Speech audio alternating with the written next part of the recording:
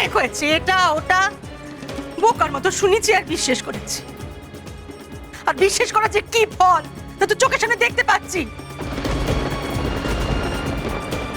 আর না, এই সমস্ত অশান্তি থামা দরকার।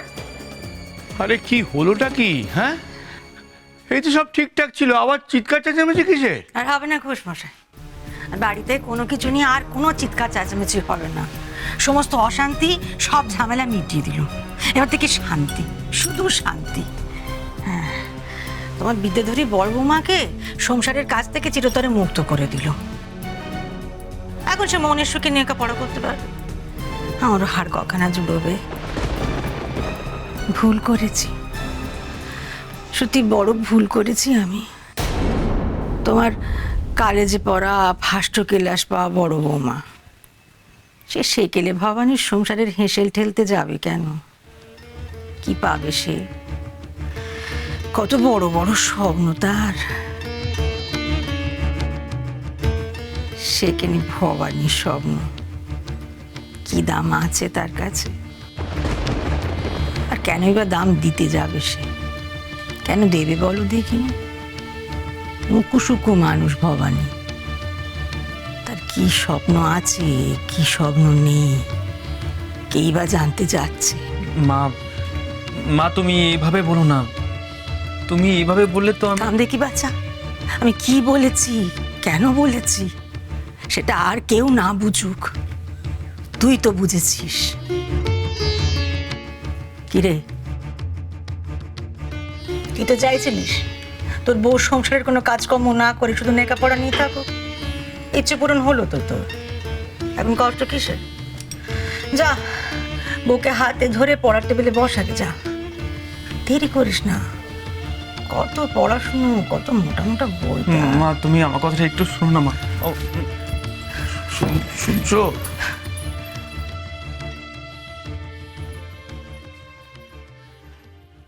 এত মাথা গরম যে কি বলবো। এখন আবার মাথায় আগুন নিয়ে ঘুরে বেড়াচ্ছে, কেন কে জানে। যাকে শোনো বড় বৌমা, নিশ্চিত এখন কথা বাড়িয়ে তো লাভ নেই। তোরা বরং যা, ঘরে যা, পরে যখন মাথা ঠান্ডা হবে তখন নয় কি করা যাবে সেটা সেটা ঠিক করবো, কেমন? হ্যাঁ বড় বৌমা, নিশ্চিত যা বাবা, যা ঘরে যা, ঘরে যা।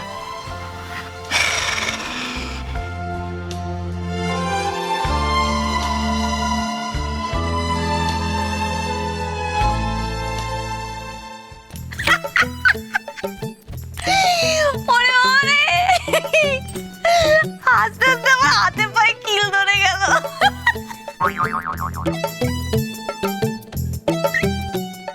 তো হাতে পায়ে খিল ধরছে, এখন পেটে হাত দিচ্ছ কেন? আর বলো না, কি বলবো, আমার খুব আনন্দ হচ্ছে। তো আনন্দ কিসের তোমার? হ্যাঁ, মা তোমার বাড়ি থেকে বেরোতে বারণ করেছে, এটা মনে আছে তো? হ্যাঁ মনে আছে তো, কিন্তু আনন্দ পাওয়ার জন্য কি আর বাড়ি থেকে বেরোনো দরকার পড়ে? হ্যাঁ, আর গলা শুনতে পাচ্ছ? কি গলা নিচে চিৎকার করছে, এখানে আমি সব শুনতে পাচ্ছি। হ্যাঁ, মা আবার কার ওপর চেঁচাচ্ছে? বড় বৌদির ওপর? এই বাড়িতে তো একটাই নন্দ ঘোষ আছে। নন্দ ঘোষটা আবার কে? আরে তুমি নন্দ ঘোষকে চেনো না? ওই যে বলে না, যত দোষ নন্দ ঘোষ, ওইটা। হ্যাঁ, আরে বদ্দি এ বাড়িতে যাই করুক না কেন, ভালো করুক খারাপ করুক, সারাক্ষণ ঝাড় খায়। তাই বদ্দি হলো আমাদের বাড়ির নন্দ ঘোষ। শুনলে না, এক্ষুনি মা বদ্দিকে বলো, বড় বৌমা আজ থেকে তোমাকে সংসারে কোনো কাজ করতে হবে না, তুমি ফ্রি।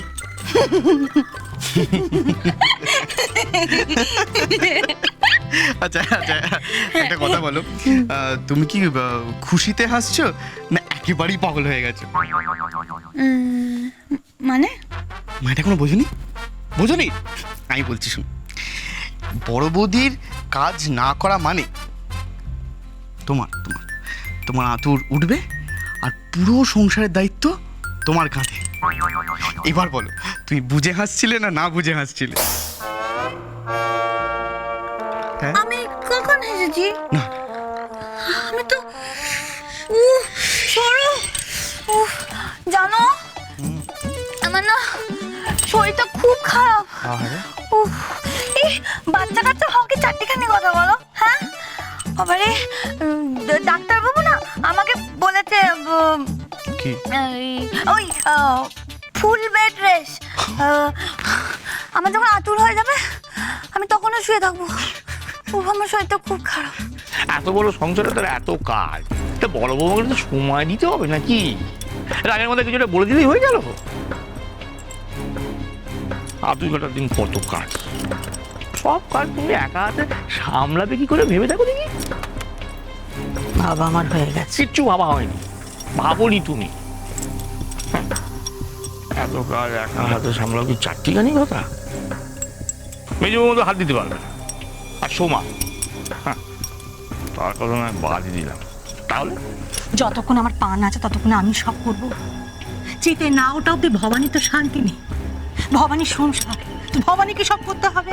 না। আমি কারুকে এই নিয়ে সালিশি যেন করতে না দেখেছি।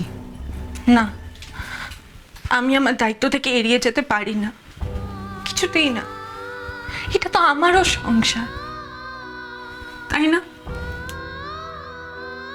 মা একা হাতে এসব করবেন কি করে? বাড়ির বড় বউ হয়ে আমি তো এসব দেখতে পারি না। সেটা তো আমি বুঝতে পারছি শশী, কিন্তু আমি একা বুঝলে তো সেটা চলবে না, মাকেও সেটা বোঝাতে হবে। এখন মাকে সেটা বোঝাবে কি করে ভেবেছো একবারও? মাকে বোঝাতে হবে, এছাড়া আর কোনো উপায় নেই। এদিকে হাতে আর বেশি সময়ও নেই, রাত পোহালেই আতুর কাটার অনুষ্ঠান। মা আমার উপর রাগ করেছেন, দোষ যদি হয়ে থাকে সেটা আমারই। আমাকেই মাকে বোঝাতে হবে। অনেক বুঝে বুঝে না সার বোঝা বুঝে গেছি। আপন বাহু বলি বল, আর কিচ্ছু না।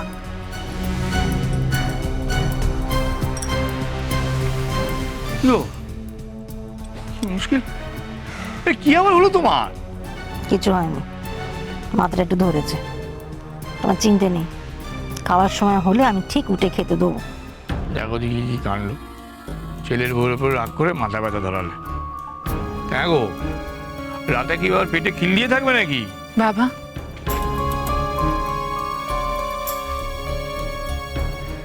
মা বিশ্রাম নিচ্ছে নিক, আপনি চিন্তা করবেন না। সবাইকে খেতে দেওয়ার সময় মায়ের খাবারটা আমি ঘরে নিয়ে এসে মাকে খাইয়ে দেব। বেশ। তুমি আবার আবার তুমি আমার কথা অমান্য করলে। আমি কি বলেছিলাম কথা কানে যায়নি? কি বলেছিলাম আমার সংসারের কোনো কাজে তুমি হাত ছোঁয়াবে না বলিনি আমি? তোমার তো এমন ঘাড় ব্যাকা মেয়ে মানুষ আমি জীবনে দেখিনি। মা, আপনি তো শিখিয়েছেন ইচ্ছে থাকলে কোনো কাজই অসম্ভব নয়।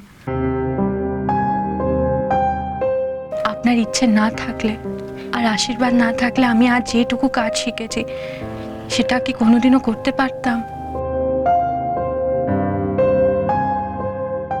আপনি আমার ইচ্ছেকে বাধা দেবেন না মা। আরে নিশিত, এই যে তোর বউ আমার ঘরে রঙ্গ করতে এলো, এ কি তুই শিখিয়ে দিয়েছিস নাকি? না শুধোচ্ছি, আজকাল তো বউকে সবার কাছে ভালো করতে উঠে পড়ে নেগেছিস কি না? না মা, আমি বরং তোমার কাছে আসতে ভয় পাচ্ছিলাম। শশী সাহস করে এলো বলে আমি। মা, আমার ছেলের কথা শোনো। মায়ের কথা না শুনে এখন সে বউয়ের কথায় উঠছে বসছে। তোর এই কথাটা বলতে লজ্জা না করতে পারে, আমি তো মা, আমার শুনতে লজ্জা করছে রে। আমি কি কানে তুলো দেবো? এ তো সাহসের বলিহারি, সব সীমা পার করে যে চলে আসতে পারে তা কি আমার অজানা? আমরা শাওরির কথা শুনতুম হাতে তামা তুলসী নিয়ে, আর মানতুম বেদ বাক্যের মতো করে। আরে যদি শাওরি বলে পূবে যেতে, পশ্চিমে যায়।